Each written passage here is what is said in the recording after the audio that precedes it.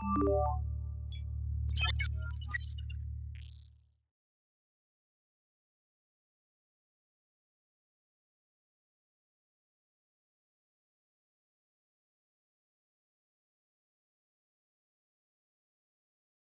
the next all-new episode of My Hero Academia. According to Ms. Midnight, the only way we'll be able to subdue this giant is to put him to sleep. I'm proposing we administer the drug orally.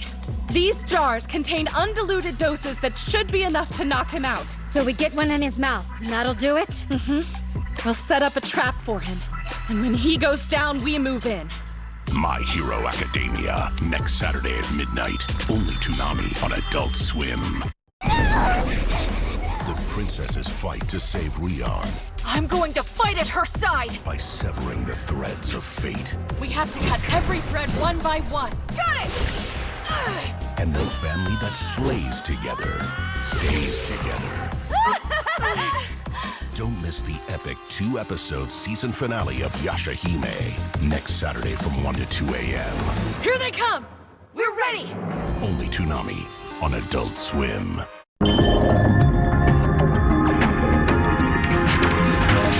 Hello everyone, welcome to Toonami Therapy. Today on January 19th of 2023.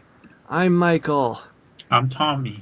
And we're here to once more talk about some of the stuff we've been watching, the anime, and some of which is on Toonami because, well, we have Toonami back. It's oh man, my brain is so bad. This is the second week of Toonami being back, right? Or is it the first? Second? Second. Okay. Yeah. Okay, good. Got that figured out then. Alright, so in any event, we've got here My Hero, we'll start with the Toonami stuff, My Hero Academia episode 118. So basically, the bird guy, not Hawks, the other bird guy, the guy who actually looks like a bird, not the guy who has wings, that's Hawks. He shows up to save Hawks from Dobby, and they manage to get away. Then a whole bunch of stuff happens, and Shigaraki wakes up. I know I said a whole bunch of stuff happens, but it's all really a kind of a blur. And then Shigaraki's like, "Hey, I'm super powerful now." And there was that evacuation of the whole city, I guess. Yeah. There was that. I thought so. It was kind of like the thing in Evangelion where every time an angel would come, it's like, "Quick, we gotta evacuate," and then they'd have the skyscrapers that went underground. That's a pretty cool concept. I would like to see that. Although I'd hate to be in one of those buildings while that's happening. That must be a frightening experience. Yeah, they did that mass evacuation. That way we're able to say no one got killed. Even though evacuating that many people is just not even possible. But they did it, and Kachan is still himself and really mad at everyone. And Deku, he says he's using 45% of his thing. Like, where does he get that number from? Like, okay, I'm just going to use 45% this time. You have like a little, button that he can push to choose how much power he decides to use. Well, that whole percentage thing is really common in anime. In the case of Deku, at least, I'm pretty sure the only people who have talked about percentages were either him or All Might. So maybe, and since he got his power from All Might, maybe One for All, their power just gives you that innate ability. If that's the case, though, I don't think it's ever been explained, but at least that's a possibility, I guess. Although that kind of seems to be almost a case of me having to do the work for the series to explain it. Yeah. Yeah, the moving, you were saying about, like, the skyscrapers. That just reminded me of, oh man, it was so long ago. Did you ever watch Robotech? No. Okay, it was this anime that aired, well, actually, it was basically, they took 3 separate anime that were different continuities, and they just kind of put them together. Not like all at once. It's basically like, okay, so first it took this one. What were all their names? Let me just Macross. Macross was like the first one. I remember that one. It was okay. So they took Super Dimension Fortress Macross, then Super Dimension Cavalry Southern Cross, which I don't think had anything to do with each other plot-wise. It was like kind of like 2 Gundam series in that way. And Genesis Climber Most Pieda. So what basically they did was they just, because they wanted 65 episodes for syndication, because this was back when first run syndication was like an actual thing outside of, talk shows. Oh, wow, I should actually probably explain that to anyone listening. First run syndication is when a series premieres in syndication, rather than just on a channel. Cable kind of got rid of that. Anyway, so they just like took those 3 series and just kind of put them together and said, okay, this second series is like the continuation of the first. And this character, who in the original series had no relation to that first series, well, like, she's like the daughter of 2 of the characters from that first series. There you go. And so basically it was like that. And that's a roundabout way. The important part is that the first thing, there was like this big giant like ship thing that ended up like with cities in a city in it, and if I remember correctly, they had the ability to move the stuff around when it needed to transform. But I can't remember all the specifics. Maybe I'm misremembering this. It was a while ago I saw that. So, yeah, so that was my tangent about a series that I couldn't even remember much of. I seem to remember it was decent, but I only saw the first part of it. The one that was like the most faithful adaptation of the first of the series, because the later ones they had to be more loose because they were trying to tie it in with the first ones. Okay. Anything else about My Hero Academia? Nope. Alright, then we got Made in Abyss, episode 21. So we get the confirmation of what we speculated last time, that yeah, the food that the guy came up with that manages to cure him, yeah, it's totally like the weird monster kids of I can't remember her name. Basically we get a bunch of stuff with that. There's something happens that I'm a little confused exactly how it happened. Someone used the wish thing to make a wish, and that made them all turn into monsters themselves, I think. And then the girl with the red and white hair gets kind of locked away by the guy to connect her to the person that was giving birth to all this stuff, who is now the one who controls the city or something. And okay, I'm doing a very bad job with this partially because it's confusing, but the big thing is that we get the impression that that one weird girl who was being kind of handsy with Reg was like the final kid of that like person who made the wish thing and gave birth to all the monster things that all died quickly anyway. So she's the last one, and she wants to like destroy the whole place. And so with all of that exposition information over with, we get back to the present. Yeah, you said it was kind of disgusting, or at least a little gross out. Yeah? Yeah. And I was confused by part where Reg showed up. Like, who was he talking to? I can't remember that part, but yeah, the gross thing. It's mostly at the beginning where the guy is like talking about oh yeah, those little weird things. We have to kill them, but we have to grab it from her right away and while they're alive so that they're fresh. And it's yeah, and the sheer frankness about all of it is very like disturbing. And I'm like, okay, I'm not sure I needed that in my life. Mm-hmm.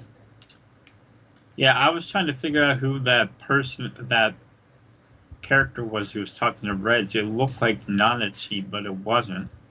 And I was trying to figure that out. Do you mean like the kind of more brown skin? I think she had darker skin. Yeah. Yeah, that was the one we saw earlier. The one who kind of grabbed Reg. The one I said she was being kind of handsy with him. That was her. She was the one who was supposed to be like the last child of. Let me actually look up what her friggin' name was so I can remember.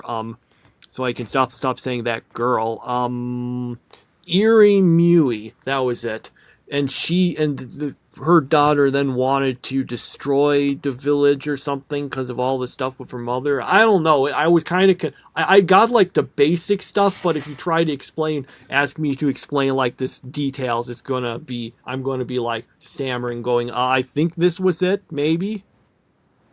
Mm-hmm. So, I guess we're... At least I'm a little confused about how long it's been, because some things indicated it was quite a while, but then on the other hand we have I can never remember anyone's names. What's like I'm just saying white hair, red hair girl. What was it? Fueko. That was her name. But she still seems kind of young, so maybe it wasn't that long ago. I'm just kind of confused about all of that, really. Mm-hmm.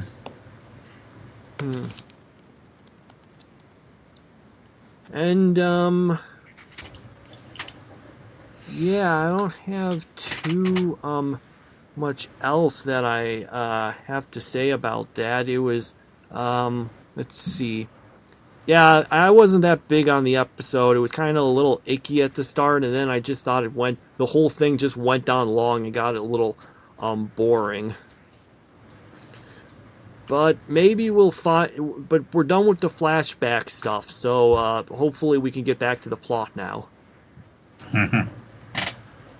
How many episodes left? I think 4. Let me double check on that. Yes, we have 4. Also, I almost forgot to mention this. Now, here's something interesting. So they announced that there's going to be a sequel anime to, because this season is like Made in Abyss, Dawn of the Golden, Glory, something of the Golden City. And apparently they said, there will be a sequel anime. And I don't know if that's like a movie or it's going to be another season. And a bunch of people have been wondering, well, how are you going to do that? The manga is barely ahead of where the season ends. But on the other hand, like I mentioned last time, manga chapters are coming out like crazy slow. So I wonder almost if like the original, like the last one that came out was like in June or something. So I honestly, it makes me wonder, is the author just kind of given up on that and he's like going to just tell the anime people, okay, here's all the stuff that I was going to have happen, just make an anime season out of it so the story can end. Yeah, that's an interesting idea. Because I don't know what other kind of thing they would do unless he's like planning to really get back into the manga soon. I don't really know how you can have a sequel. There's like 3 chapters that are past the end of the manga. You could like only get an episode or 2 out of that. Mm-hmm. So yeah, I guess we'll see. They didn't give much in the way of specifics For all we know, they'll just like do a filler thing, but I don't think they'd do. That's really only something you do when you have to like keep getting stuff out on a weekly basis.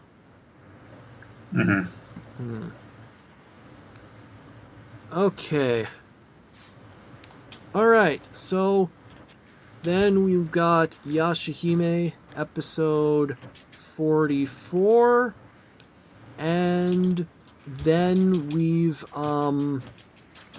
okay. So they fight the Grim Comet, and then what's his name? Samu. I remember that was his name. I remember that because he had the same name as the guy from World Trigger. He just announces, I'm going to take this to the past to defeat Kirin, Maru, and kill all the demons. And then they're like, oh yeah, sure. Then it's probably wait. Don't we actually know demons and stuff who are decent guys? So then they decide, oh, we gotta go back to the past to undo the future that is Aku. Well, okay, that's the most obvious joke ever, but whatever. But then the Tree of Ages won't open for them because, well, there's 4 episodes left, so they can't have it happen right away. They gotta, have some obstacle to solve. And yeah, that's basically what happened. Yeah. Kind of convenient, wasn't it, that they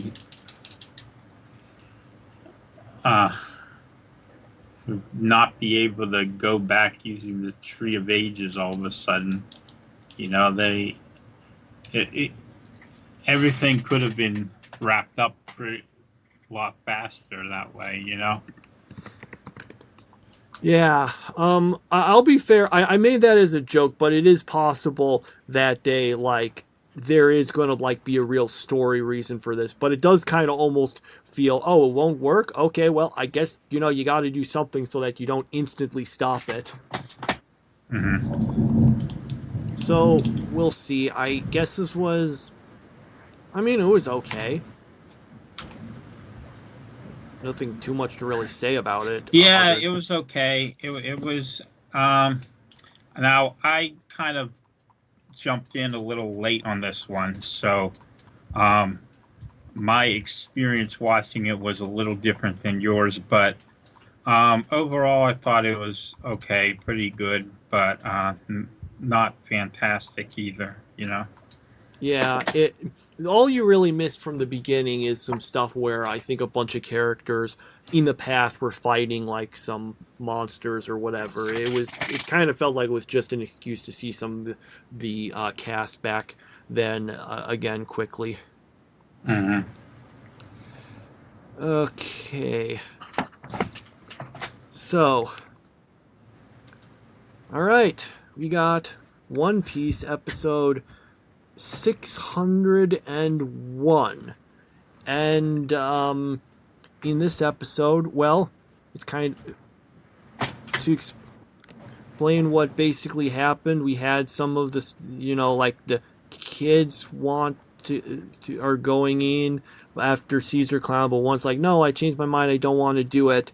And then some of the other guys talk about things, and then there's the big monster called Smiley does some weird stuff. And so remember how last week we commented on how we hadn't used the phrase "not much happened" for a while?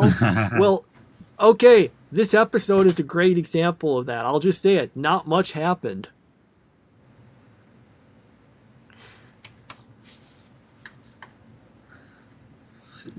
Yeah, we got to hear that laugh a lot, though. Yeah.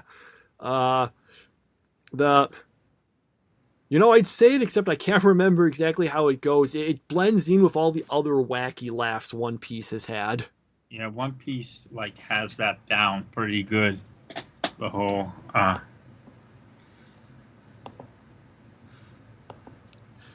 weird laughs. There's a bunch. Yeah. I wonder how many wacky laughs. Let me just see.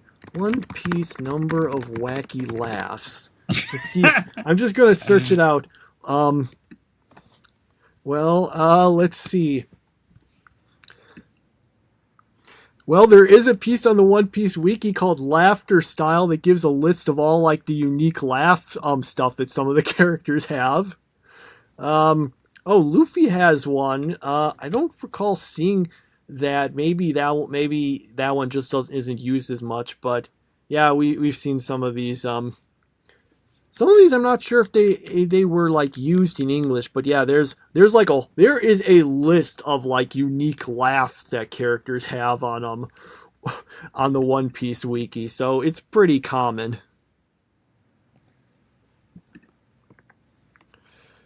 Yeah, I don't think I have much else to say about it.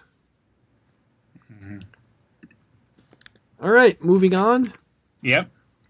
Okay, so we have let's see, JoJo's Bizarre Adventure, Stone Ocean episodes 21 and 22. Oh, I forgot to mention it. I guess it doesn't really matter too much, but because these were all when they were releasing these were released in 3 batches, and well, actually we passed the end of the first batch like 8 episodes ago, but we are in the second batch of it, so doesn't really matter the way we're doing this. And yeah, we went through 2 episodes because Spy Family, they didn't release a dub this week because of a delay, so right.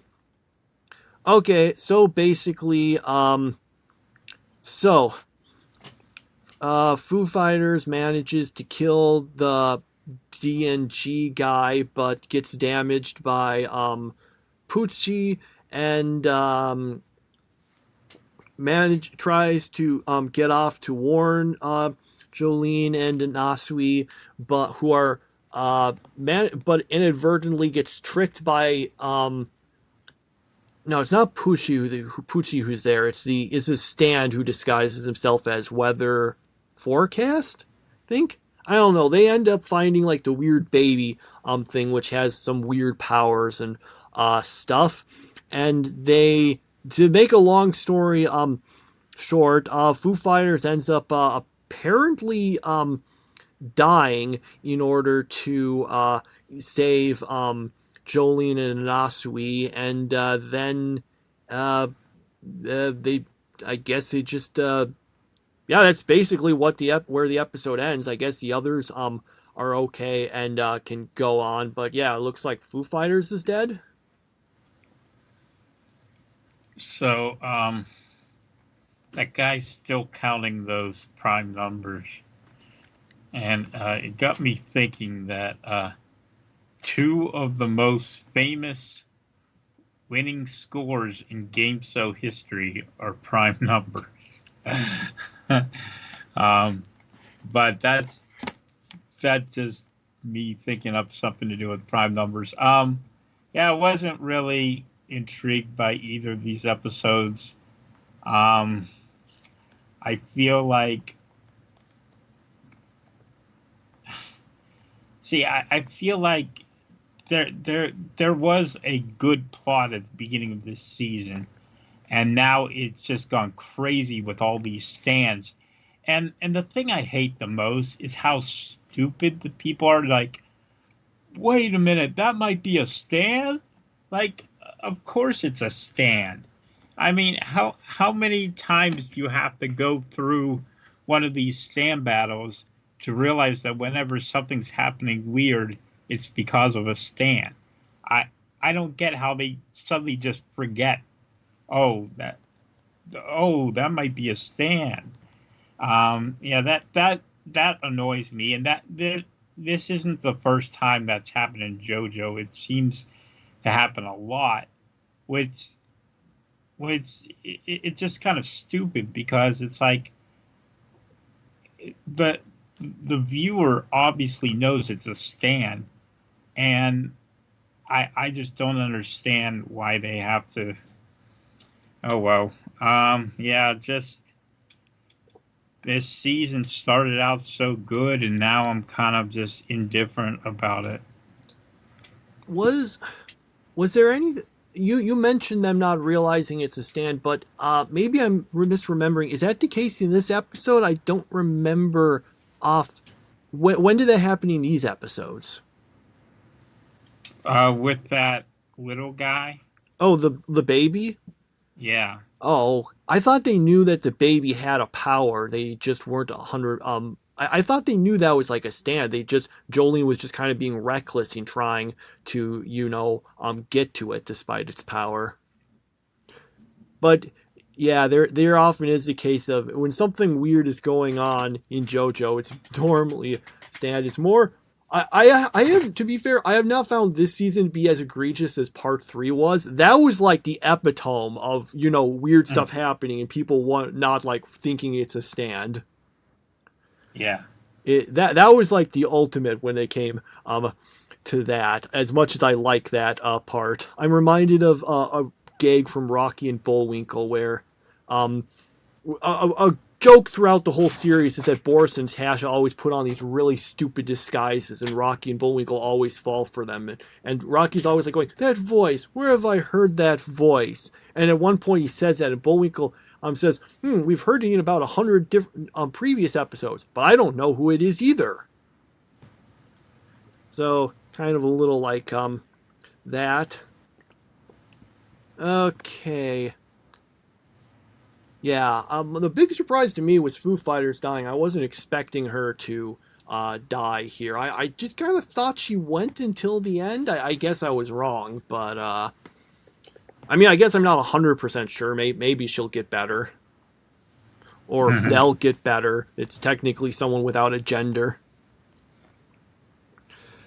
Okay, and there we have JoJo, right. Okay, then we'll get to what will probably be the last episode we'll be covering, but we got Chainsaw Man episode 10, basically, Denji and Power end up being put into, training to make them stronger, but instead of your regular training arc, where they basically get assigned to a crazy guy who just basically kills them over and over, and revives them with blood because they're devils and that's their power. Then they decide, okay, we need to use our brains. Except they're both still kind of dumb, so their plan is just to try to do a sneak attack, which ends up not working. And but the guy says, "Oh well, you got it better." Meanwhile, Aki decides that he needs to get more power to be able to beat the Gun Devil and stuff, so he goes over to make a contract with the future Devil, and unfortunately, the episode cuts off just before you see him, and he gives that kind of goofy "the future rules" thing that I know a bunch of people have commented on. And yeah, that's Chainsaw Man, episode 10.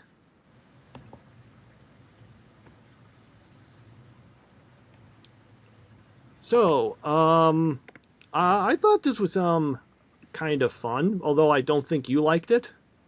Nope. Nope, don't like it.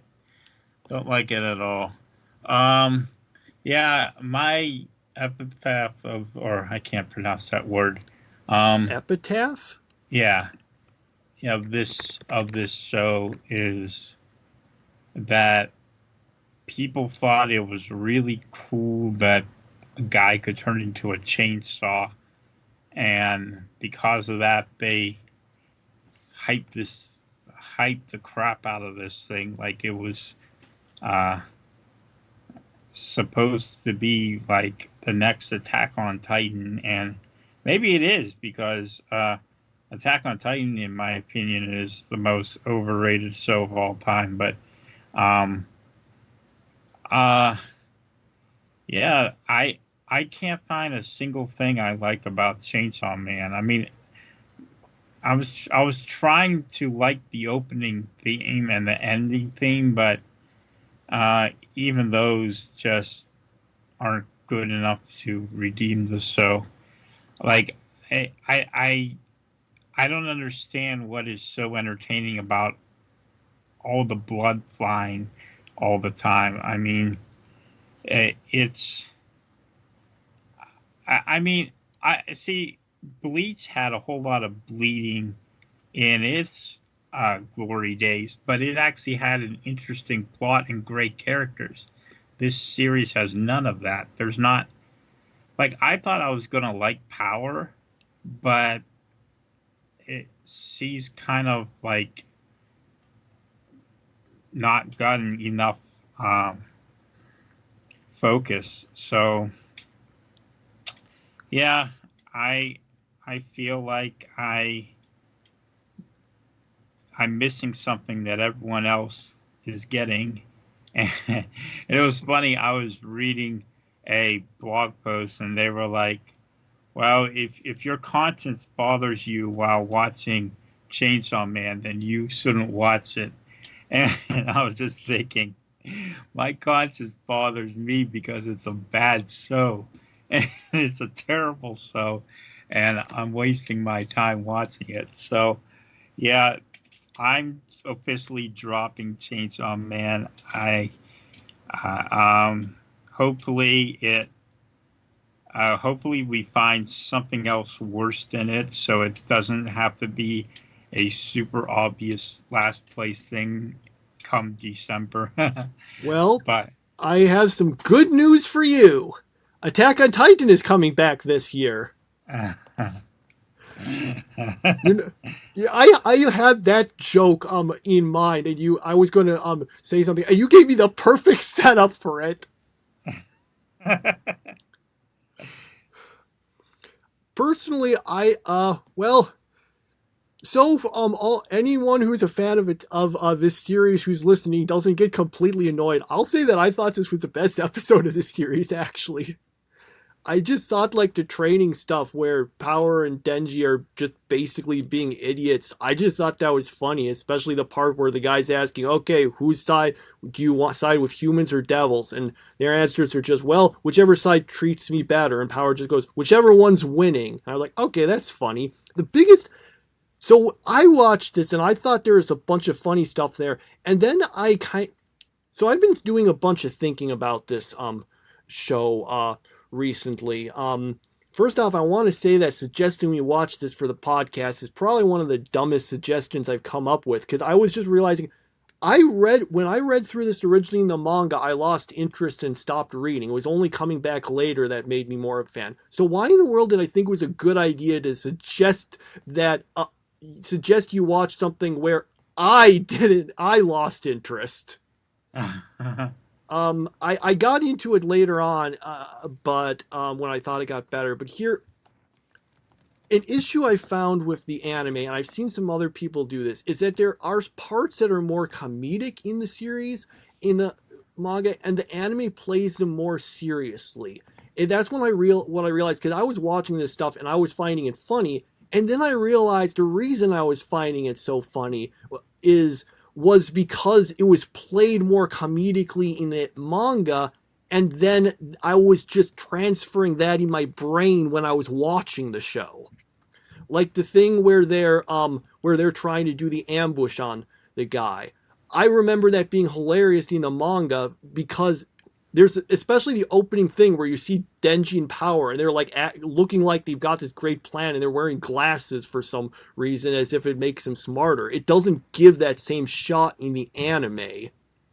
But in regards to people liking it, I feel kind of like I feel Chainsaw Man is kind of a show that you just kind of have to click with you or else you don't really like it. And I guess a bunch of people earlier than I ever did, it just kind of clicked with them, which is why so many people are talking about how great it is. But I did finish the season. On the whole, I liked more than I disliked. But I do think this is the weakest part of the series. Mm-hmm.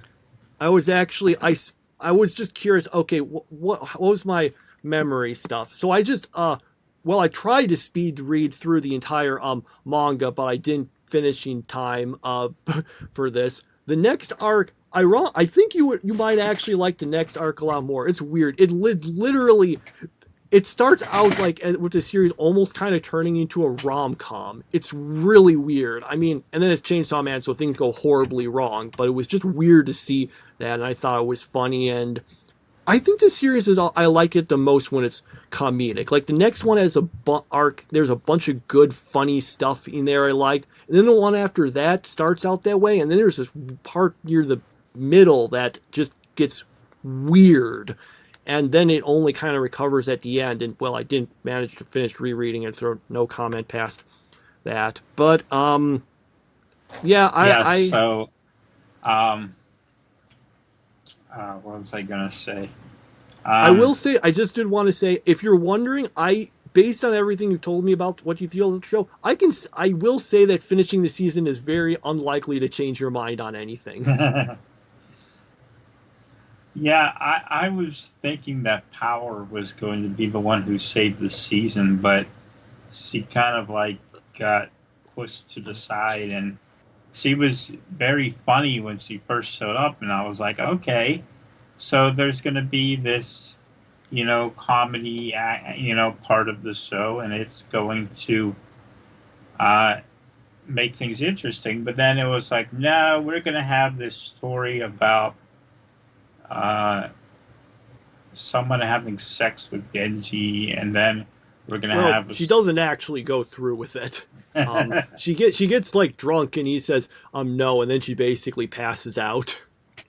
And then we got the whole thing about people's bodies exploding and turning to blood, and it was like, okay, what was the point of that? There wasn't even a chainsaw in that. I mean, I don't know. At this point, I'm like, well, it was worth a shot, but it didn't click with me. Yeah, it didn't with me either. Maybe if it comes back for a second season, I'll check it out and see if maybe I'd recommend it again, or maybe not. There's a lot of anime out there, and maybe it's not the best thing to be spending a bunch of time, checking out one you don't like just to see if you will start liking it. One of the advantages of reading something in a manga is you can go through it much faster. Mm-hmm. Yeah, so that's the stuff there. I, on the whole, would say I liked the season, but it definitely had a bunch of things I did not care for. Some of them, the series kind of drops as it goes on. I've really been liking part 2 of the manga. It gets rid of practically everything, almost everything I disliked. But yeah, I feel like, well, we've already been talking a bunch about this. I don't know if there's that much else I can say about it. Yeah, I think it's just kind of almost a series that just has to click with you, and if it does or it doesn't, I'm a little surprised to see like so much praise for the first season when I was like, well, I thought it was decent, but I think it shows off some of the worst qualities of the series. Mm-hmm. Okay. Well, I guess we'll say that we've probably talked a bunch about this stuff and probably annoyed people too much already. Yeah. We're not annoying anyone. We have a few listeners. Like you, person who is listening to us. Actually, I have no idea if we have listeners. I know we get downloads. For all I know, people just download and they never listen to it. Yeah, I guess we'll just move on from there and get to a series that I do know you have been enjoying more. And that's Blue Lock episode 10. So after So, in our previous episode, our main characters managed to all level up and get their new skills and get some goals. But then their opponents decide, wait, if we, since this is apparently an RPG now, we can level up. And by the way, I think it's Ego, but someone literally says level up in this episode. So they start doing that, and then they go in and then they start managing to score goals, and things are looking pretty bad for our main characters, but then the guy who's been sitting out of the whole thing decides, oh, I'm just going to I'll just commit a penalty and knock one of the other guys out, to take the ball away from them, which is totally against the rules, and I'll get a red card, but it'll save the team because I've decided spontaneously I'm going to do that because I had a flashback, I guess. And that basically just leaves them with, I think they're still tied, right, at the end? Yeah, they're tied 4-4, which is just an unbelievable score for a soccer game. I don't know. I guess we had the World Cup final this year ended 3-3, so it's definitely possible. It just that's a very high score. Obviously, the less professional you are, the more chances it's going to be a high score. I'm sure high school games are like 10-9 or something, but 4-4 is a pretty high score, and I liked how that guy like kind of redeemed himself by sacrificing himself with the red card, even though it didn't make any sense, and it still doesn't make any sense because it goes against everything he was saying and doing. But okay, at least now we like him. Now he's a hero instead of being a villain. So I guess in that sense, he did the right thing. So,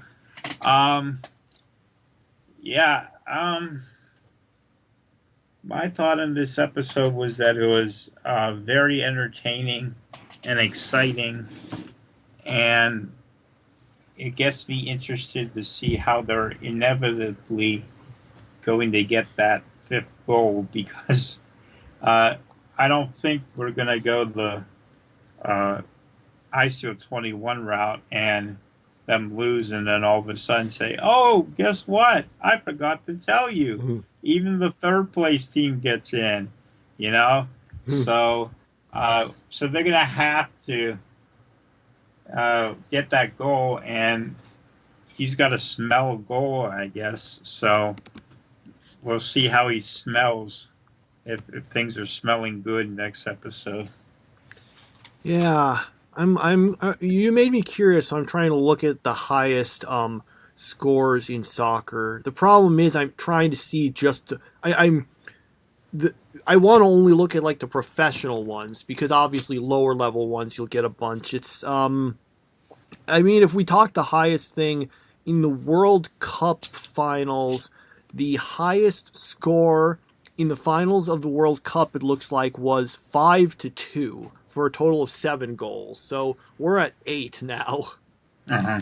Now, that's just the finals. Obviously, there's other matches and stuff. But let's see. I was just searching. Okay, list of highest scoring Premier League matches. The Premier League, that's like a big soccer thing in England. England. It looks like the highest one, in terms of combining the scores, is 7-4. The highest one in terms of them both being high, there was a 5-5. Wow. There was also a 9-0 once, apparently. Yeah, that can happen. Yeah, I was just thinking, man, at that point, it just goes out. Can you just cut it off at halftime when it's something like that?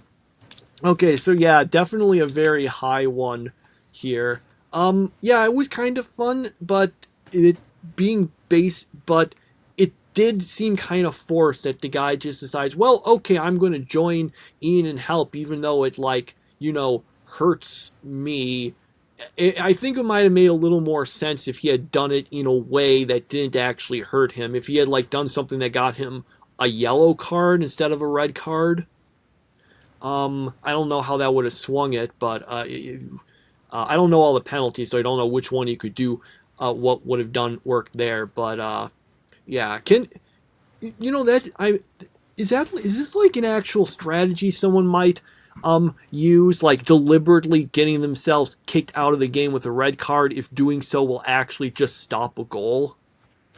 Well, yeah, if it's gonna stop a goal, but if it's like to the point where the person would have easily scored without the penalty, then they'll just give them the goal.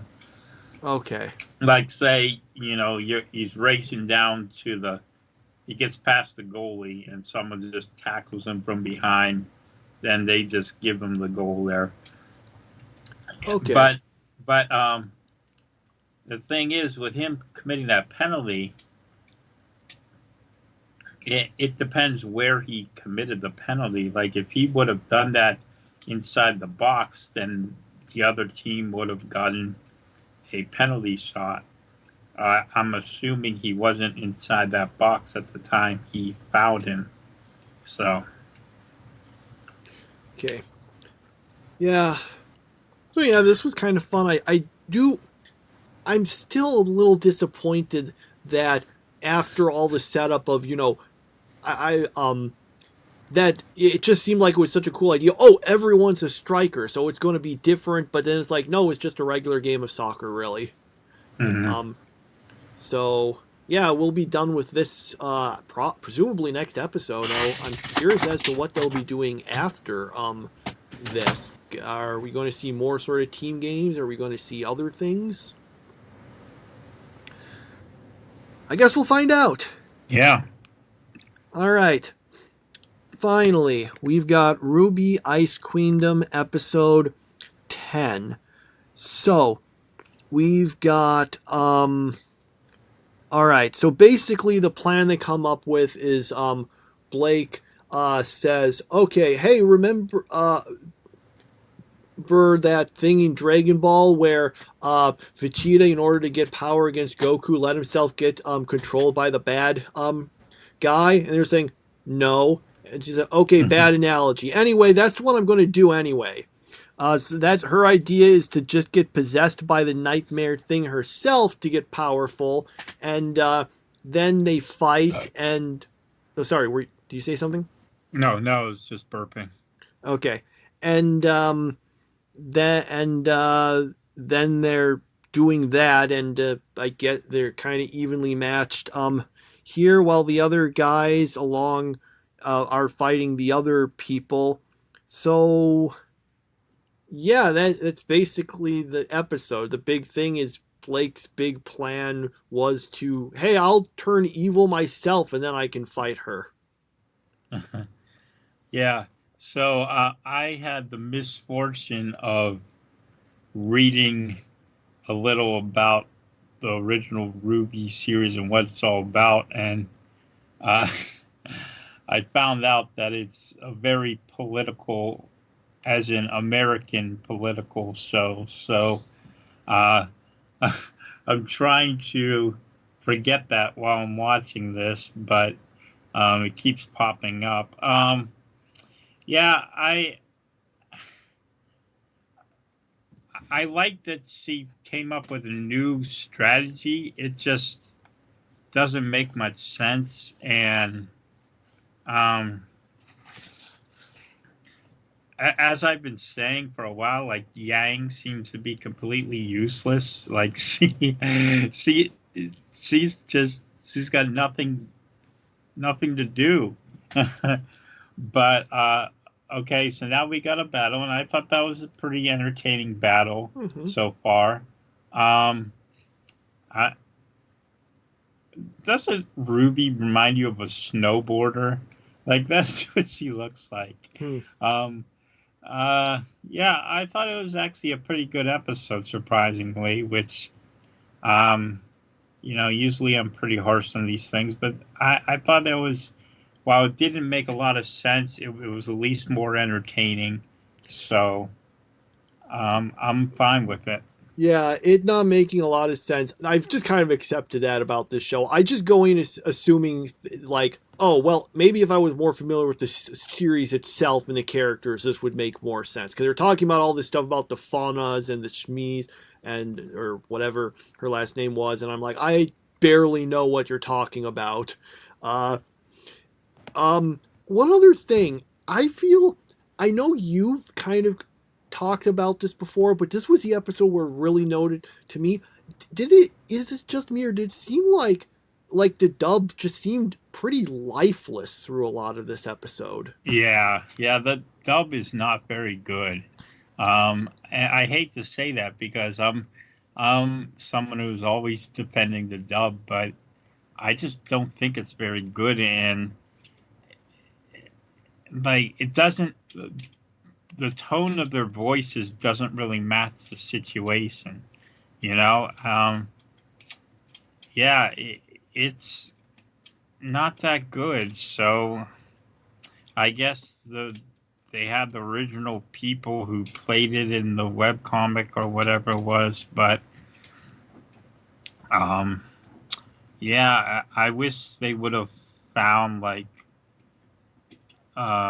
better voice actors, but maybe it isn't the voice actors, maybe it's just the direction, like you said. I don't know. I haven't seen the original series, but I remember seeing at least one or two people say they didn't think the performances here were as good as in the original series. So it might be a direction. And I'll be fair, I think some of them are decent. I'm fine with like Ruby and Weiss's voices. But it's mostly like the supporting cast, I feel, that just feel like they're just kind of there.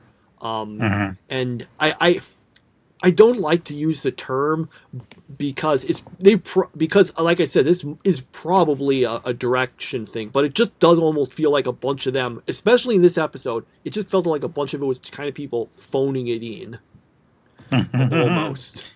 Like just kind of go ahead. Just kind of like, just giving the lines without much emotion. Yeah, it reminds me of a time I had a film project, and I had to, it wasn't film, it was like an audio project. I had to make up a 30-second commercial for an item named Sploof. And Sploof could be whatever I wanted it to be, but I had to come up with a commercial that lasted exactly 30 seconds. So I decided I'm going to do it with my sister over the phone. Okay, and this is back whenever phones were not very high quality. There was no iPhone back then, so we did it over the phone. And then my professor hears the thing. He's like, okay, and he's like, well, one thing about it is like, that sounded like it was over the phone. And I'm like, yeah, it was.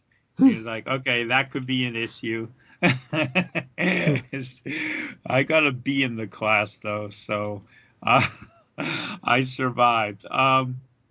Yeah, some of these voices, like even Ruby's, I don't really like that much. I think Weiss, the Erina Nakari, like, impersonation, I tend to really like that. Mm-hmm. So I like where they're going with her voice. Not so much with the other ones. Yeah, I am inclined to believe it's probably a voice director issue, but like I said, I haven't seen the original series, so I can't comment too much on it. But yeah, it's definitely a case where it really does feel like the dub is not that great. I think it was done by. Was the dub done by like Crunchyroll, or was it done by Rooster Teeth? I think the guys who like made the original Ruby. I think it's Rooster Teeth, but it might have been different people who handled this and did it for the original series. So I don't know. I feel like I feel like I need to watch at least some more of the original series so that I can compare them and have some better context for this sort of thing. Mm-hmm. Yeah, so we've got Ruby, Ice, Queendom. Yeah, there was that that. So how many episodes of this do we have again? Okay, well, oh yeah, we've only got 2. Wow. So we'll be done with this, and yeah, we'll pick something to replace it with then. We already have an open spot due to Chainsaw Man, so dropping it at this point was actually worked out okay for the schedule. What is the although there's Spy Family we have next week? Do you so are we just gonna watch? So are we just going to watch the regular stuff, but we'll drop Chainsaw Man, and then we'll have Spy Family, and then add something after that? Yeah, we'll watch normal stuff. Okay. If you want to watch like 2 of JoJo, we could, but yeah. It probably would be best if we just have the regular schedule, but Okay. we'll think about it. That's our tentative thing for now. But we change these things between podcasts all the time. I apologize for anyone who tries to watch along with us. One of my so okay, that's all of our shows. That's them, and yeah. Now I'm up to my point where I start stammering again, as is often the case. Got unless you had any more comments about Ruby Ice Queendom? Nope, not really. Okay. And, alright, I guess we can give our top 3 stuff. Yes. Okay. Had mine up here. Here it is. 3rd place, Yashahime. 2nd place, Ruby. 1st place is Blue Lock. For me, it would be 3rd place JoJo, 2nd place Chainsaw Man, and 1st place Blue Lock. Yeah. Yeah, surprisingly, JoJo hasn't cracked the top 3 yet. For me, yeah, I really liked just JoJo at the beginning of the season, and then it kind of went down in quality. So we'll see if it can turn things around. Okay.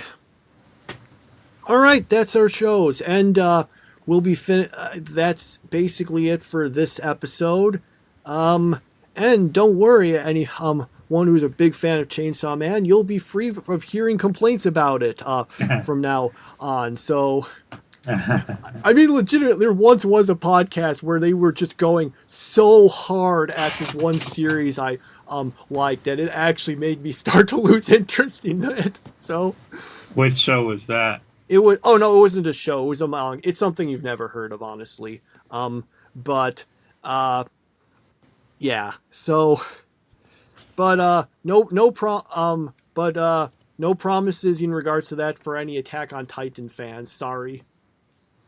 But that'll be a thing in later on. Apparently they're so this is part 3 of the final season. Apparently this is being subdivided into 2 further parts. We're going to have part 1 of part 3 in March. I think it's just going to be an episode or something. And then we'll get part 2 later on. Attack on Titan season 4 part 3 part 1.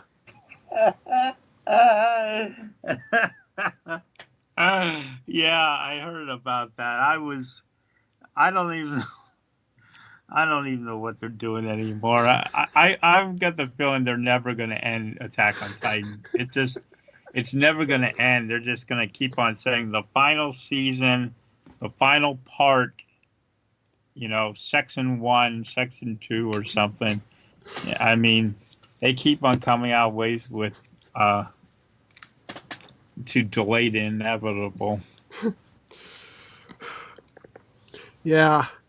And then we'll get the yeah, that it's funny at this point. But we'll deal with that when it happens.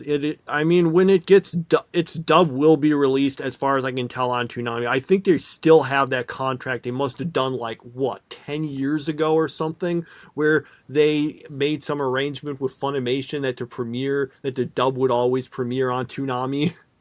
Mm-hmm.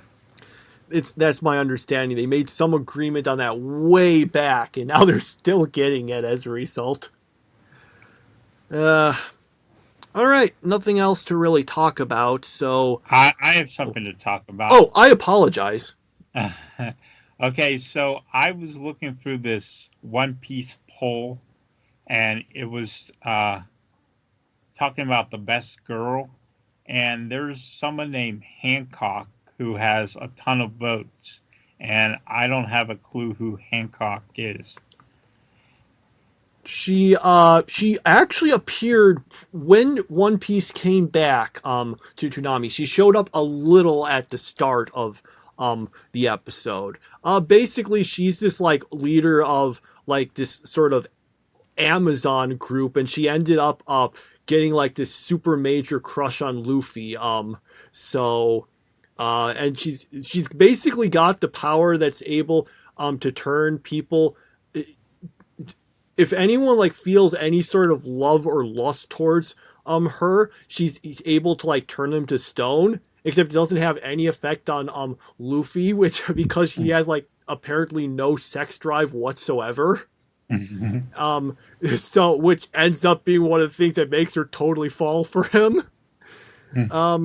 Yeah, she that's the character. She's yeah, she hasn't shown up. She showed up at the very beginning of this thing, but since then hasn't done much.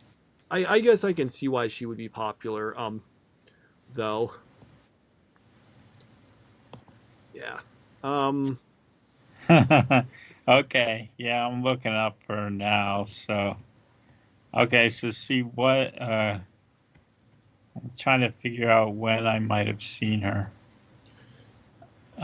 It would have been at the very beginning of this. I don't want to call it season, but basically when it came back from its hiatus on Toonami. When it came back, she would have been maybe in the first episode or two, because she was seeing Luffy off.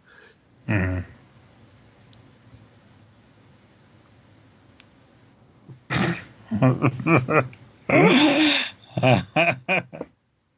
Oh, a J cup? Really? A J cup? Does that really exist?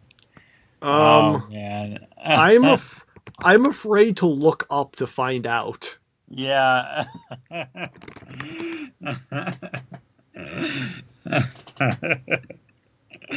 Oh man, I hate myself for trying to figure this out now. Okay.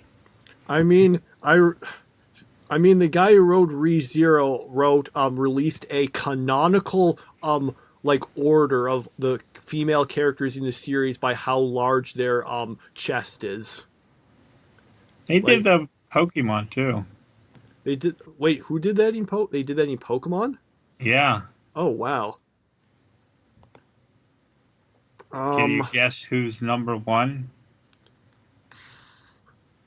I feel like I know. I should. I got the character, but I can't remember who exactly they are. Who is it? Lorelai. Lorelai? Okay, I thought. / Prima. Lorelai / Prima. Prima.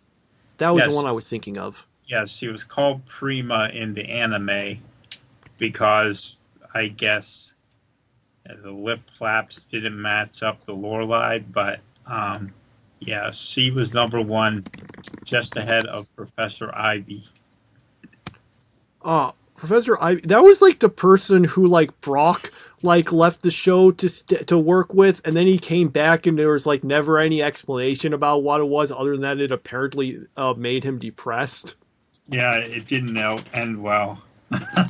we have no idea what happened. It was just well, Brock's back, and whenever he hears her name, he gets depressed. Mm-hmm. So Prima was Lorelai. I didn't know that. I get Let me just, that was her name in the anime then? It's just in the dub, Prima. Okay, I thought they were different characters, but then again, I don't think I remember seeing Lorelei in the anime. So yeah, that was the character. I was like, what was her name? I barely remembered anything. So yeah, okay, we have that information. Now maybe it'll get you a prize at some sort of like Who Wants to Be a Millionaire thing at an anime convention. Yeah. So someone has probably had that in something. Yeah, I don't have much else to say about that, though. All right, anything else, or shall we call it for the day? That's it. All right, so that's been our episode, and as usual, we'll see you next time and try to do better. Bye. Hello, everyone. Welcome to Toonami Therapy. Today on January 26th of 2023, I'm Michael. I'm Tommy. And we're here to be talking about some of the anime we've been watching. Some of which is, in fact, on Toonami. Including some new anime we'll be adding in that was not on Toonami because it's our non-regular stuff. But, yeah, speaking of which, Crunchyroll still hasn't put up the new Spy Family, so we just watched the second episode of JoJo to make up for it. But we'll get to that later. In the meantime, we'll be discussing My Hero Academia, episode 119. So let's see. Basically, the big thing is that Shigaraki is all awakened and he's become super crazy powerful, and Bakugo says, and I made sure to write this down, that creep has leveled up into a final boss. So he's super crazy powerful and stuff, but they managed to lure him away. There's a whole lot of fighting with other characters that we see some of, and Eraserhead, Endeavor, Deku, no, Deku and Bakugo are only involved temporarily, and then they get kind of taken out of it. The point is that Endeavor's fighting Shigaraki, and Eraserhead is canceling Shigaraki's quirk so that he can actually be, beaten and not be broken. Yeah, and that's basically all the stuff that happened, because Shigaraki's got all those quirks and powers and stuff now, so now he's leveled up into a final boss. Even though there's actually a lot left of the story, so no, this is not the final boss yet.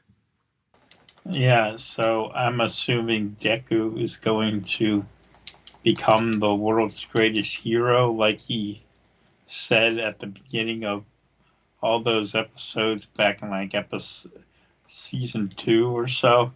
So I guess this is how he's going to become the world's greatest hero.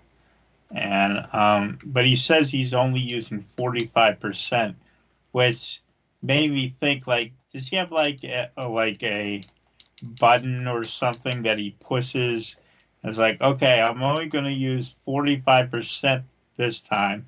Next time I'll just hit the button longer, and then I'll use 70%. Like, how does he figure out, okay, I'm going to use 45%? Like, that doesn't seem to be something you can easily control, Yeah, but that's just a thing in anime. I think we talked about this a week or two ago. This one. But yeah, it's I don't know if I have that much to really say about the episode otherwise. Stuff happened. We got Shigaraki, and he's really powerful, so I guess that's that. Yeah. Yep. Okay. Yeah, sorry. Didn't have too much to say about that, despite all the stuff I said. Okay, Made in Abyss, episode 22. So, let's see. They all go, basically, and now that we're finally done with all the flashback stuff, there's oh yeah, so we do find out that the got the well, to skip through a bunch of the talky stuff, what ends up happening is that Reg has to fight the big like monster thing because it was going after Fopta, I think. And so Reg has to fight that and uses the incinerator, which causes a big hole in the village barrier thing. So Fopta pops. That's her name, right? Yeah, that's Fopta. Yeah. Who's I'm just trying. There's so many weird names, and I'm trying to remember which character has which one. And she's like, "Hi, I'm here. I'm going to destroy you all." I don't know if she's powerful enough to do that, but I don't know. Can't remember what her power is, but I guess that's what she says. Oh, and Nanachi wakes up. Yeah, we haven't seen much of Nanachi in a while. Well, Nanachi has been asleep for like the past 10 episodes. Yeah, that was a convenient way to write her out of the show. Yeah. Lots of action, which was kind of nice compared to the last 2 weeks. I thought it was an improvement of an episode, and yeah, I thought it was pretty good. Okay, I said like 10 episodes. I overcounted by about double. It was Nanachi's been asleep for about 5. Mm-hmm. We did find out, at least we got a time frame in saying that all that stuff in the flashback was 150 years ago. I'm still not sure how no one has apparently aged at all.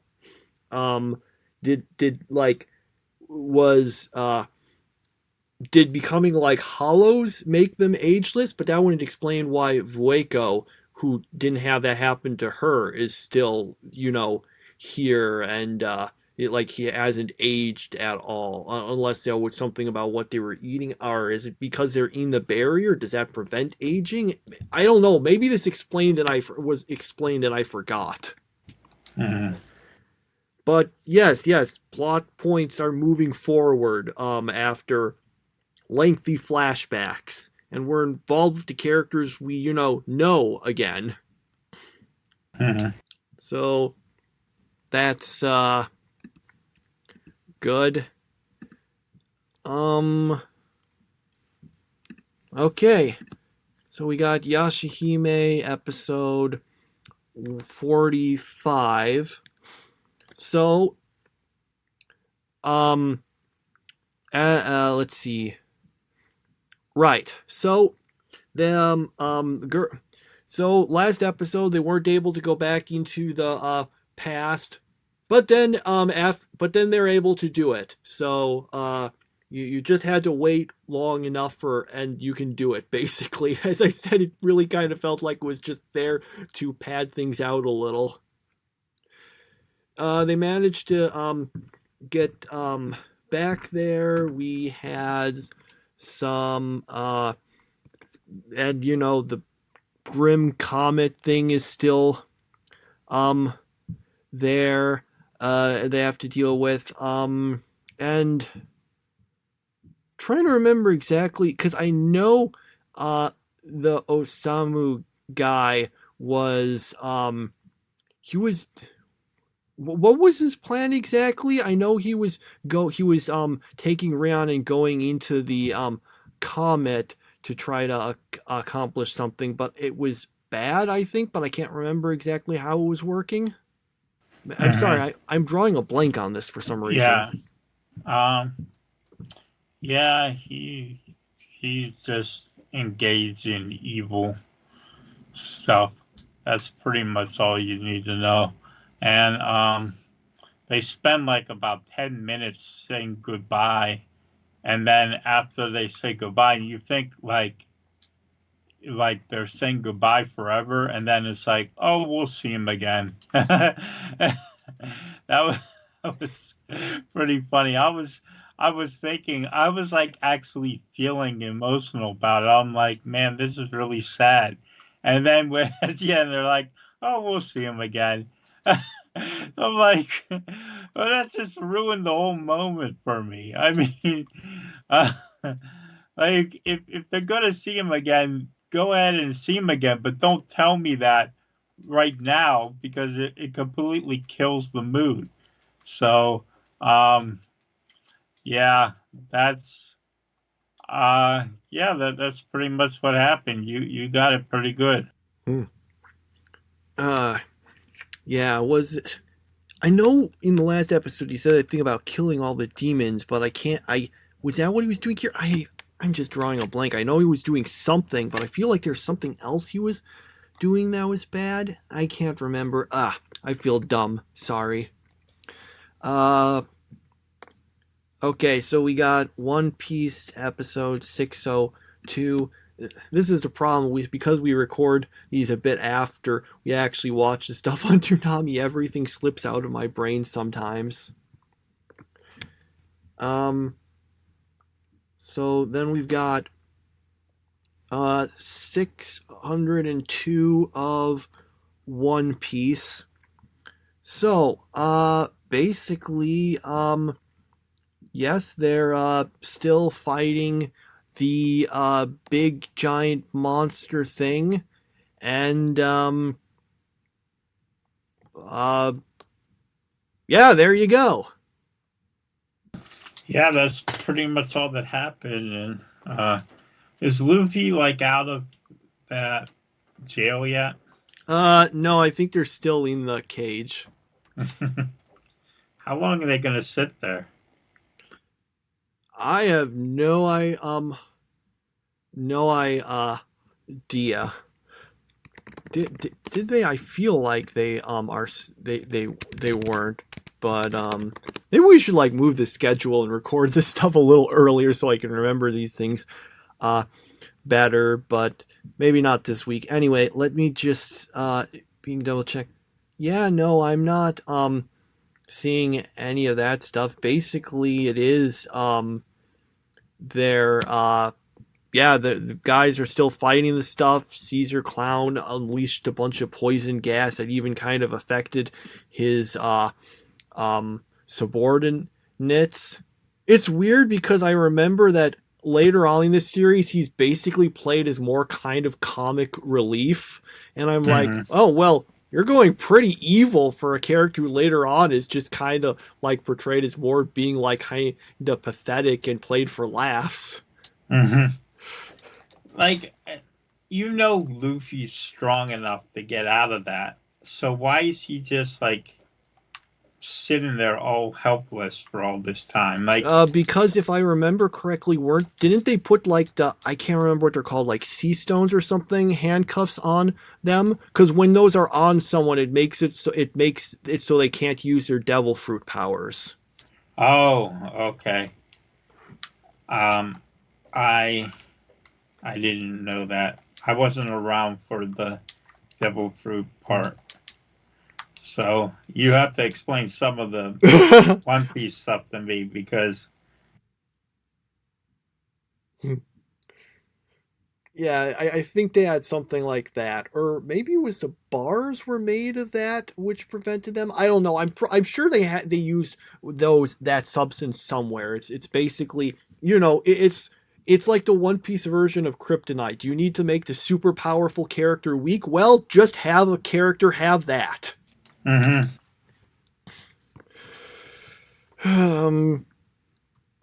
again, he just, we progressed. You know what that reminds me of? I'm sorry. It reminds me of how in Inuyasha, like, once they got like halfway through the series, like every time Moroku would go to use his wind tunnel, there would all of a sudden be all those hornets, so he couldn't use it. Like, and those hornets would always show up just so Moroku's power could be useless. And that happened so many times. That way Inuyasha could be the hero and Moroku couldn't solve it on his own. Yeah, it's a thing where you have someone and they're a little overpowered and you need to come up with something to fix it. Like when One Piece introduced hockey, because like the author was like, wait, I've made characters who have these powers that make them literally like made out of like ice or light or magma, and it's actually not possible to hurt them. I need hockey. There, now we got HAKI, just for anyone who doesn't know. We got that. That's how you can penetrate that stuff, and also it's basically just like the chakra spiritual pressure of the series. No, it's the Nen, in that it's a super important thing that is absolutely critical to fighting anyone at the higher levels, and yet it was never mentioned until later on in the series.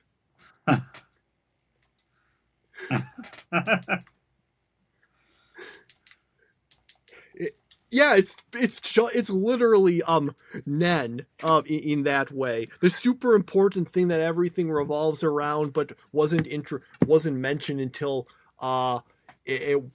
wasn't mentioned until later on in the series. But it's not like Hamon, which was useful for one part of JoJo and then never another part. Yeah, honestly, it never did establish whether Hamon could be used against stands. I was a little surprised it never it is a little weird that that was the important thing, and then part 3 comes along and nope, Hamon's doesn't matter anymore. It's all about stands now. Kind of like the Hamon better. I think I like the stands more, in that it seems like there's more of a it's more of a it kind of feels like there's a more like it lets you use more different like wacky abilities. Hamon was a little more restrictive, although on the other hand, parts 1 and 2 of JoJo, when we had the Hamon, it was like it had a different sort of format. After stands got introduced, it became much more, as like people would say, monster of the week in JoJo. So, whereas before it was more about like longer, prolonged adventures with some bigger fights in them. Like the way the stories are told were definitely, the kind of structure was definitely different. I think I like the stand stuff more, but as we will get to JoJo,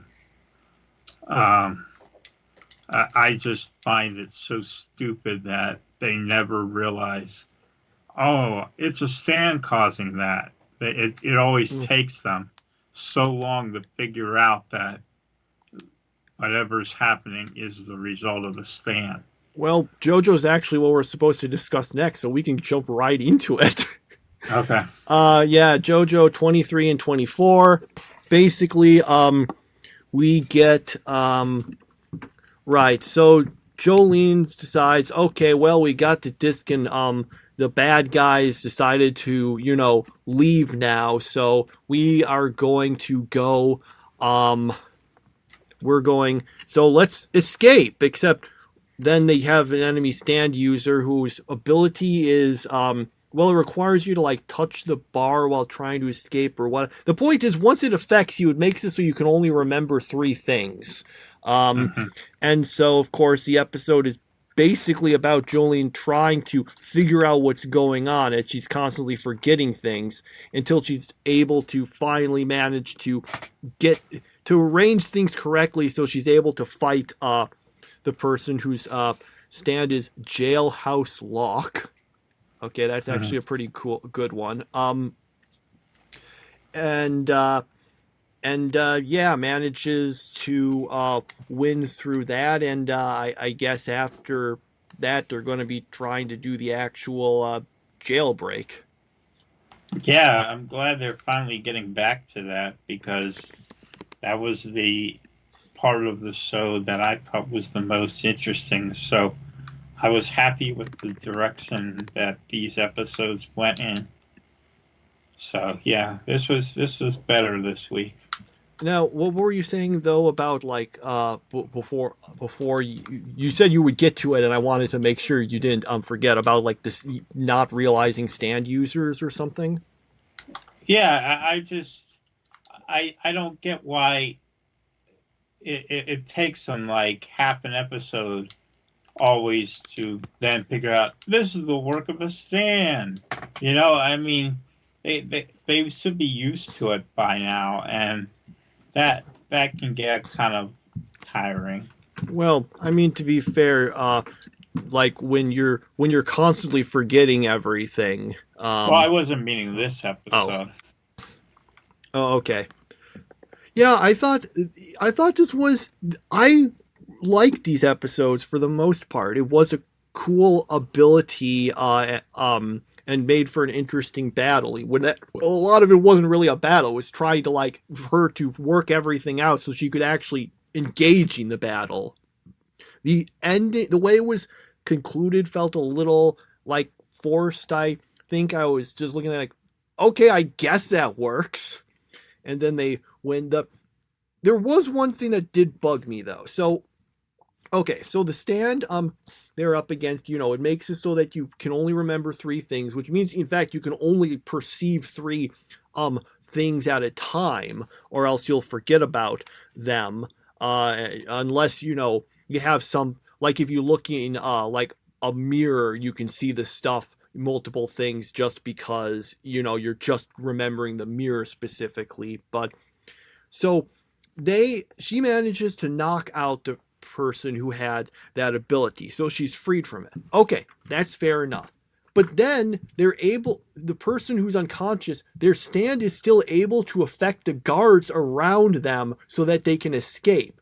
So if it's unconscious, then how is it still affecting them if it's no longer affecting Jolene after being knocked unconscious? How does it? I don't get it. Yeah, I also wonder if you can only remember 3 things. Like what 3 things? Like your name? I think it means 3 things from the time the stand hits you. You can remember everything prior to that, but after it's affected you, you can only remember 3 things. There's only 3 things, and it starts affecting you. That's why Jolene could remember stuff like her name and all that stuff, but would be constantly forgetting everything she learned afterwards. Mm-hmm. Yeah, makes sense. Okay, thanks for explaining that to me. Okay. So, yeah. But yeah, this was a pretty good episode. It did a series of episodes. I'm glad we watched 2 episodes because that covered the whole battle. And yeah, I guess we'll be getting out of the prison soon, maybe. So we'll see where that goes. Okay. Right, so we got that. Then it's Blue Lock episode 11. They win the game. Yeah, that's what happens. The main characters manage to win the game because of our main character managing to put things together and all that kind of stuff. I still cannot remember the names of a single person on this show. I just remember them as okay, the main character. Okay, that guy, I can tell you their personalities and stuff, and by looks, I just can't tell you their names. I really should do something about learning it. But yeah, they managed to get through it. So their team, and for that matter, the team they were up against, both advanced, whereas the other 3 teams only have 1 person from each of them advance.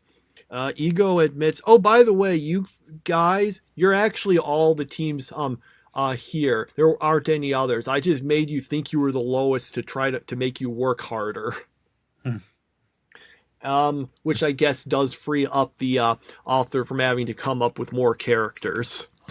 And then they do a bunch of training, and then Ego's like, okay, now you will do, I don't know, some sort of individual challenge thing, and I'm not exactly sure how that's going to work, but we don't even know what they are. It ends with them about to go in and find out. So I guess this next bit of criteria will be about them trying to do trying to go through. Sorry, I'm mumbling. Yeah, through whatever those are, and I guess we'll see. These individual challenges that they're going to be doing, which makes me wonder how they're going to divide time up amongst the 14 or how many characters we know about. I mean that's a lot of characters. There's 25 people still in it, I think, because soccer team, each of the team had 11 people in it, right? Yeah. Okay, I know there's 25. I'm just saying ones that we know, that we care about. I mean, there was a whole bunch of nameless, faceless people on Team V, Mm-hmm. Yeah, so I guess we're going to be... The big thing I'm getting is that since this is individual stuff, they're not going to be going as a team. So it's going to be... Because the previous games were... So we started the show, and they had the characters, do that, basically game of tag with the ball. Then they went and they did, although it had the extra twist thing of, oh, hey, whoever gets the most scores will advance if their team doesn't advance. It was basically just regular soccer. And so now it seems like, okay, we're leaving behind the regular soccer games for something else. So we'll see how it goes with that. Mm-hmm. One other question. Why are they always, when they're not playing, going around barefoot? That doesn't make any sense to me. Maybe they were forced to take off their socks. I mean, I get that. They're given the uniforms and they're supposed to wear them. But why are they not being given shoes is my confusing point. Because in an actual game, you'll be wearing shoes. So why... It seems like it's just something that could lead to someone's feet getting damaged for no reason and of no advantage to anything. And the other comment I had to do was I noticed, man, the main character, he can think really fast because we're talking about something that happens in a split second, and he goes on mentally to monologue for paragraphs at one point in this episode. All right, so we got that. Then we've got Ruby Ice Queendom episode 11. The fight between the possessed Blake and Weiss is going on, and Ruby's able to... So basically, it seems that what ended up we had to actually do was find the Grim and defeat it, so I guess that's what we were doing. So Ruby does that, managed to snap Blake out of it. They get Weiss out, and then they do the same for Blake, and then everyone's awake, and everything's all good and stuff. And so I guess next episode is just an epilogue. Yeah. So I had read online about this show about Ruby. I just was reading something about it. And I read something about that there was American politics involved. And I'm like, I haven't even noticed anything political in this show yet. Well, here it came in this episode. And I don't know. I thought it was really over the top, trying to bang it over your head over these political things. I'm like, okay, this is obviously trying to get across a certain message. And it's not that I disagree with the message. It's just that they're going out of their way to make sure you feel a certain way about it. So, yeah, I didn't like this episode too much. I thought it was too easy to get Weiss out of this after all this time. I was hoping all this time, and I was thinking that it was going to be Ruby and her having to go head to head in like a one-on-one type of thing, and that was how it's going to end. And, Ruby didn't really have anything to do with him, mostly. She's kind of in the background. So, yeah, I'm just really disappointed in this episode. It is a little weird that after spending all this time setting up stuff, it still feels really, how do you say it? It at the same time feels very rushed. I saw someone, it was about a completely different series and different thing, but they said that something managed to both feel rushed and drawn out. Which is kind of how this was the case here. After taking so long to do all of this, then when Weiss is freed and stuff, you just are left thinking, that's it? Yeah. Yeah, also, after she's no longer negative Weiss, she sounds different, and I'm thinking, man, I like the way she sounded before better. Yeah, so did I.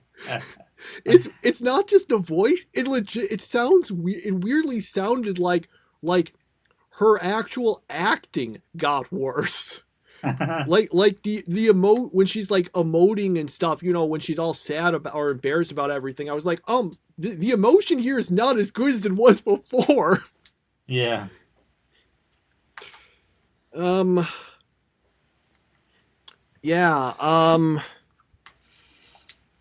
So I'm trying to think. I don't know how much I should be saying about my overall thoughts on the series because we've still got an episode left. Even if that episode, I mean, the plot's done basically. So all that's left is, I guess, an epilogue thing to maybe then gear us back into the original series. Because remember, this whole thing after the first 3 episodes has basically been a side plot. It's saying, okay, all this stuff happened off screen in the show at some point. So yeah, it was okay, I guess, but like I said, it ultimately just did feel like it was simultaneously very rushed and very drawn out. Yep. Okay. All right. Then we've got Ruby Ice Queendom, and that is all of our shows then. Wow, we're already finished. Yeah, I didn't have too much. Yeah, I guess. No, I think it's because Spy Family's not here, so it kind of feels like we're one show short. Yeah, we did kind of drop some stuff also, so yeah. So also some of them we just didn't have that much to say about. Right. Especially because since we kind of dropped off with Chainsaw Man, and that often led to a bunch of discussion. Because I was listening to the last one, and I was just thinking, oh man, I talked for way too long, and yet there was some extra stuff I wish I had mentioned. Anyway, we've gotten through all of that, so I guess we can just move into the top 3 stuff. Okay, so this is more difficult for me to come up with this week.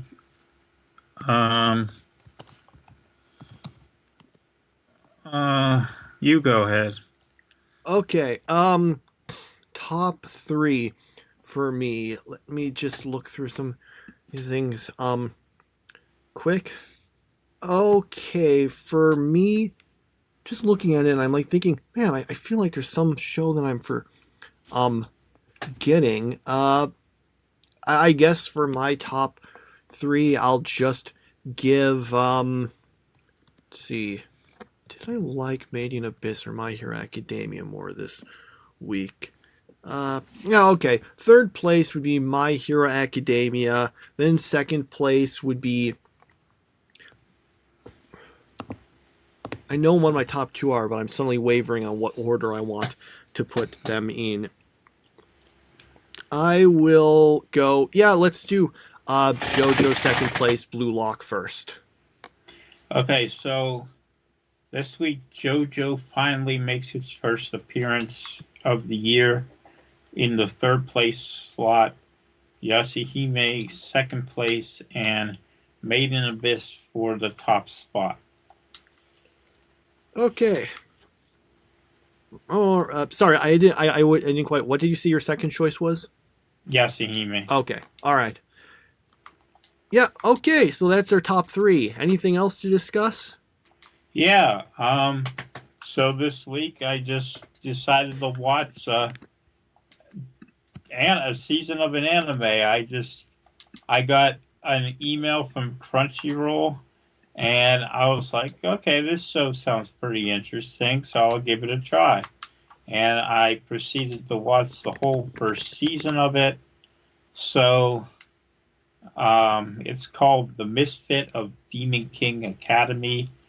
It's isekai without actually being isekai. So, like, it totally feels like an isekai, but it technically isn't. Basically, you've got this one guy. He used to be the Demon King, and he got bored, so he kind of reincarnated like 2,000 years later, and so he's now living in this world 2,000 years later, but he's still as powerful as he once was. So basically, he's just super overpowered. I mean, this guy is like, his name's Anos. He is like the main character in Overlord, just like ridiculously overpowered. And every time something bad happens to someone he loves, he can raise people from the dead. Like, I mean, he is just completely ridiculously overpowered. The thing I got interested in were a couple of the girls, Misa and Sasa. They're twin sisters who look a lot different from each other. They are the only reason the show is any good, really, is those two girls. He has he got reborn in a family where his mother is like super protective of him, which is kind of funny because he's so ridiculously overpowered that it just, yeah. So there's a bunch of stuff that goes on, and what the weirdest thing about this whole show is, like, he would say, "I'm the Demon King," and like everyone's like, okay, like as if it's not anything special. But then they see his power and they still don't think anything more of him. By the way, the show is called The Misfit of Demon King Academy, but there's Misfit doesn't really make much sense in this show. Like, they call him a misfit, but I don't know, unless they're just saying he's more powerful than everybody else. That's really the only thing I could think of that he's a misfit in. Like it's not like he's really all that different from most of the other people there. So yeah, I thought it was a pretty good first season. I think it could definitely be better, but I gave it a 7 out of 10. So take that for what you will. You said you compared it to Overlord. Did you think this was better than Overlord? Yeah, it was better. Okay. It was better than Overlord, but I don't think you'd like it. I think you'd have the same problem as me with how overpowered the main character is. I just like the girls. The girls, because the girls are like Rei Ayanami and Asuka Langley's story. Like, they literally are. Like, one girl is Rei and the other girl is Asuka. And they act exactly like... I'm serious. Like, they must... like, Evangelion influences everything, so that's not a surprise. So you got Misa is Rei Ayanami and Sasa is Asuka, and that's the way they are, and they are the only ones who really bring anything to the table, because like at first Sasa is like she hates her sister, and then she has to be killed by Anos and then resurrected in order for her to get over not liking her sister. So yeah, all kinds of crazy stuff. I think though it was a pretty good show. It just you wouldn't like it. I'm pretty certain of that. I'm pretty certain you wouldn't like it. And I knew after 3 episodes, I'm like, okay, I'm not going to suggest we watch this show. But then I was just like, I started watching this thing and I kind of like it. So I'm going to go through the whole first season. I don't know if I'll go to the second season. I might. I might even do it this week. Who knows? But yeah. So that was my thoughts on that. The Misfit of Demon King Academy. Okay. Yeah. In regards to Misfit, because I knew a little about this show. I never watched it, but looking at like the description, as I understand, wasn't he like considered a misfit, or at least he was supposed to be a misfit, but maybe this didn't last long because of the fact that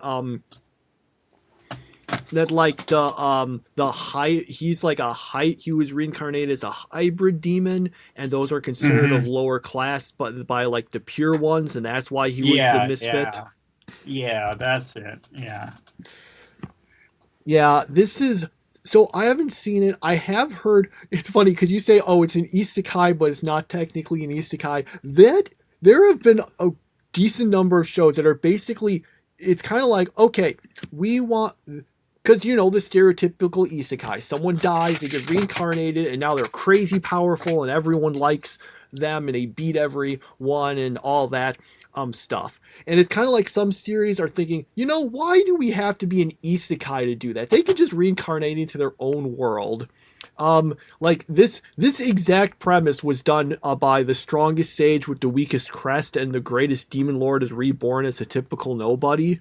And I saw when the strongest sage with the weakest crest premiered, I saw some people saying, yeah, this is just a worse version of Misfit of Demon King Academy.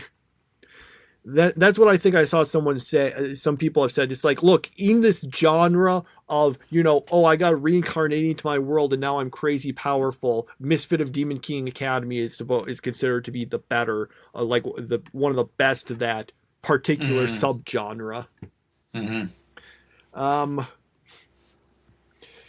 So yeah, I didn't see it, but I know the general sort of premise because I've seen them in different series. There's so many. You've been seeing it so many times now, where you're seeing series that basically feel like they could just be an isekai, but they're not. But they've even cases with no reincarnation. It's like, oh hey, wow, I'm people don't like me. Oh wait, it turns out I've got this super crazy ability, and now I can beat everyone. Just that sort of stuff. It's like this series is like, okay, let's cut the middleman and not be another world. Let's just have it all take place in this world. And then other series are like, let's cut the other middleman and not even bother with the reincarnation. Yeah. Yeah. Okay, that's interesting. Thing to find out about. Problem is is the fact that I keep It reminds me of what was the name of it? Let me just look it up. Yeah, the title keeps. I was often getting this because this one is Misfit of Demon King Academy. I was often getting this mixed up with Welcome to Demon School Iruma-kun, which I think is a very different series. As I understand, but you Demon Academy, Demon School. Yeah. Which, again, brings up the age-old question, like, why they're called demons, even though there's like nothing satanic about them. Like that's something I'll never understand. Like, but like the word demon is used like monster. That's pretty much what it means. But in English, it has a totally different meaning. You know? Yeah. Well, it's weird. So, as I understand, so there's 3 words in Japanese that will often get translated as demon, like in anime and stuff. There's oni, there's yokai, and there's akuma, I think it is. Of those, akuma is the one that would actually kind of corresponds what in the traditional English meaning of demon would mean. Like, I think that's the one in Japanese that you use to like refer to like, you know, like Christian demons in Christianity and stuff, or at least that's what I saw on a website. I don't know. Maybe maybe TV Tropes. I think it was TV Tropes was telling me a fib, but they'd never do that, right? Anyway, whereas the other one, whereas Oni and Yokai, like Oni is more kind of like an ogre, and yokai is just like a very, very broad term for like all sorts of like traditional Japanese sort of like mythological monsters and stuff. That's why like in Inuyasha, for example, they use yokai. That is what they are called there. But somehow or another, they're always translating it as demon in English. There's like a few cases I've seen where they actually do say yokai explicitly, but then some in other ones they don't translate it like that. It's like all the series that have isekai in their name, and sometimes they're translated as another world, sometimes as parallel world, and sometimes they don't even translate it and just call it isekai. There was a series. Its translated English name was My Isekai Life.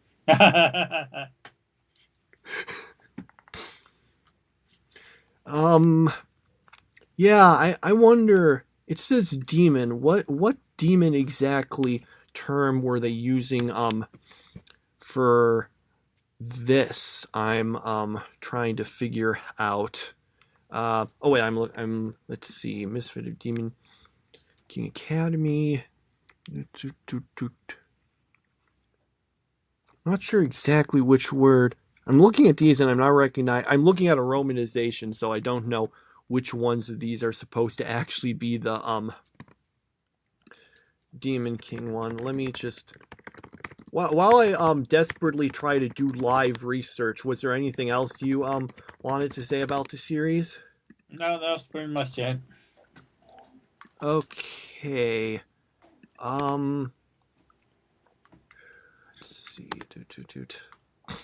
Okay, so it would have been one of these things. Yeah, I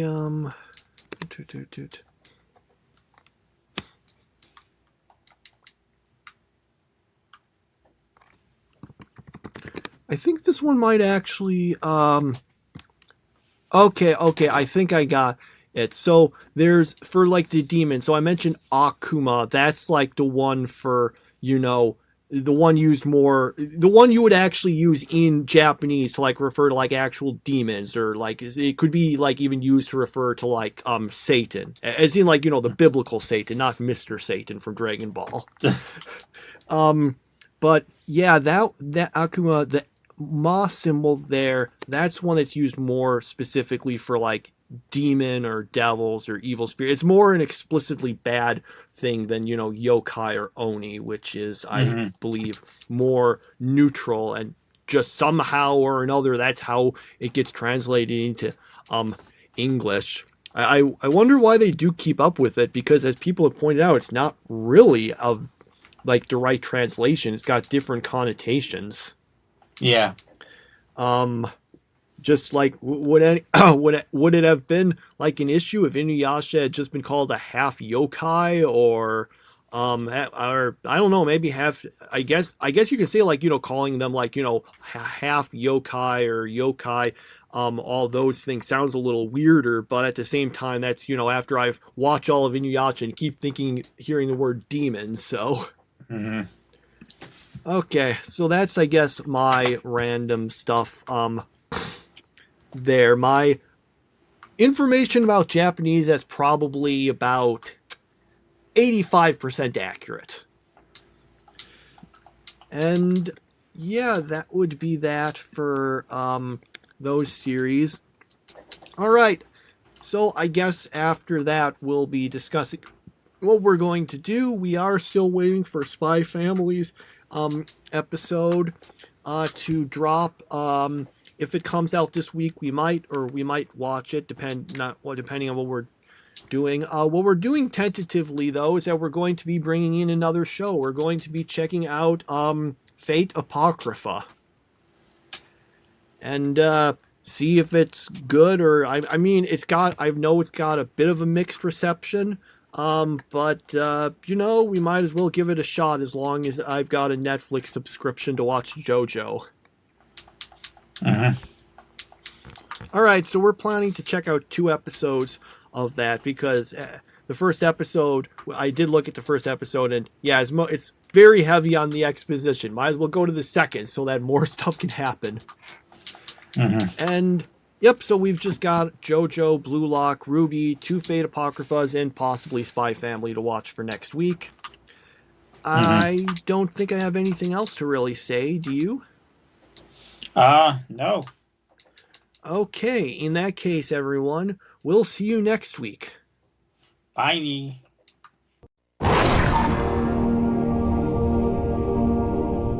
Wednesday night, in honor of the new movie Knock at the Cabin, we're dropping 4 wild new pilots hosted by the Master of Terror, M. Night Shyamalan. Hi, I'm M. Night Shyamalan, director of the new movie Knock at the Cabin. Enjoy the shows, then check out our Twitter poll to make the choice. I got a whole bunch of not this I gotta go do. Adult Swim Pilots Night, hosted by M. Night Shyamalan. Wednesday starting at midnight. And don't miss Knock at the Cabin. Only in theaters Friday. Rated R. Every Saturday night at midnight, Adult Swim is building you a better cartoon show. We call it Toonami. Is this the new normal? The dangerous future we're heading towards? Toonami. Every Saturday night starting at midnight. On Adult Swim.